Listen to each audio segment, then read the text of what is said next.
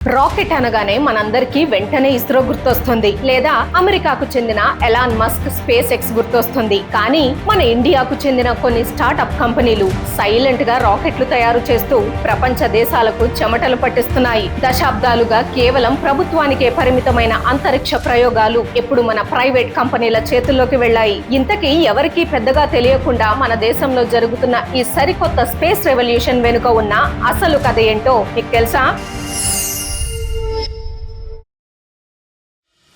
ఇటీవల జూలై 18న శ్రీహరికోట నుంచి ఒక రాకెట్ నింగిలోకి దూసుకెళ్లింది. చూడటానికి అది ఇంకో సాధారణ ఇస్రో ప్రయోగంలా అనిపించొచ్చు, కానీ అది మామూలు రాకెట్ కాదు. దాని పేరు విక్రమ్-1. దీన్ని తయారు చేసింది ఇస్రో కాదు, హైదరాబాద్ కు చెందిన స్కై రూట్ ఏరోస్పేస్ అనే ఒక ప్రైవేట్ స్టార్టప్ కంపెనీ. విశేషం ఏంటంటే, ఒక ప్రైవేట్ కంపెనీ సొంతంగా రాకెట్ ను తయారు చేసి ఏకంగా భూకక్షలోకి విజయవంతంగా పంపడం మన దేశ చరిత్రలో ఇదే తొలిసారి. రాకెట్ ను తయారు చేసి శాటిలైట్లను స్పేస్ లోకి పంపే ఈ బరువైన బాధ్యతను స్కై రూట్ తన తొలి ప్రయత్నంలోనే సాధించి ప్రపంచం మొత్తం మన వైపు చూసేలా చేసింది. కానీ ఒక్కసారి వెనక్కి తిరిగి చూస్తే, దశాబ్దాలుగా మన దేశంలో అంతరిక్ష పరిశోధనలు అంటే ఆ పేరు కేవలం ఇస్రోకి మాత్రమే సొంతం. వాళ్లే రాకెట్లు తయారు చేసేవాళ్లు, వాళ్లే ప్రయోగాలు చేసేవాళ్లు. అప్పట్లో ప్రైవేట్ కంపెనీల పాత్ర చాలా చిన్నది. వాళ్ళు కేవలం ఇస్రోకు కావలసిన విడి భాగాలు, కొన్ని పరికరాలు మాత్రమే సప్లై చేసేవాళ్లు. సొంతంగా రాకెట్ తయారు చేయాలనే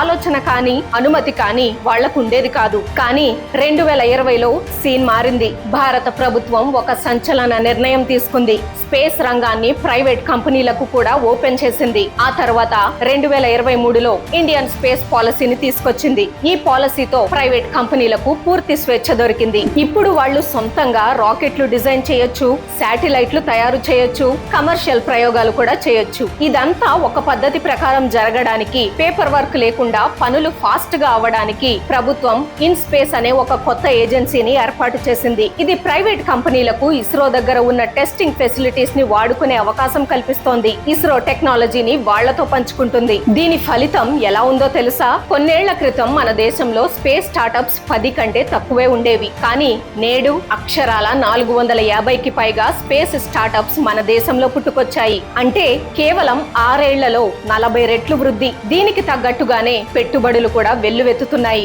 ఇప్పటి వరకు మన ప్రైవేట్ స్పేస్ రంగంలోకి దాదాపు $618 మిలియన్, అంటే సుమారు 5,000 కోట్లకు పైగా పెట్టుబడులు వచ్చాయి. ఒక్క 2026 సంవత్సరంలోనే $190 మిలియన్ పెట్టుబడులు వచ్చాయంటే ప్రపంచానికి మన స్టార్టప్స్ మీద ఎంత నమ్మకం ఉందో అర్థం చేసుకోవచ్చు. ఇక్కడ కేవలం స్కై రూట్ మాత్రమే కాదు, ఇంకెన్నో స్టార్టప్స్ అద్భుతాలు చేస్తున్నాయి. చెన్నైకి చెందిన అగ్నికుల్ కాస్మోస్ మరియు బెంగళూరుకు చెందిన ఎథీరియల్ ఎక్స్ లాంటి స్టార్టప్స్ ఏకంగా ఎలాన్ మస్క్ తరహాలో ప్రయోగం తరువాత మళ్లీ వెనక్కి తిరిగి వచ్చే రాకెట్లను తయారు చేస్తున్నాయి. దీని వల్ల రాకెట్ లాంచింగ్ ఖర్చు భారీగా తగ్గుతుంది. ఇక బెంగళూరుకే చెందిన పిక్సెల్ అనే సంస్థ ఏకంగా స్పేస్ లోనే India's first orbital data centre satellite ను తయారు చేస్తోంది. ఈ కంపెనీలు వేరు కావచ్చు, కానీ వీటన్నిటి లక్ష్యం ఒక్కటే, గ్లోబల్ స్పేస్ మార్కెట్ లో భారతదేశాన్ని ఒక అగ్రగామిగా నిలపడం. ఇక్కడ గమనించాల్సిన విషయం ఏంటంటే, అంతరిక్షం అనేది ఇప్పుడు కేవలం సైన్స్ మాత్రమే కాదు. నావిగేషన్, ఇంటర్నెట్ సర్వీసెస్, వాతావరణ సమాచారం,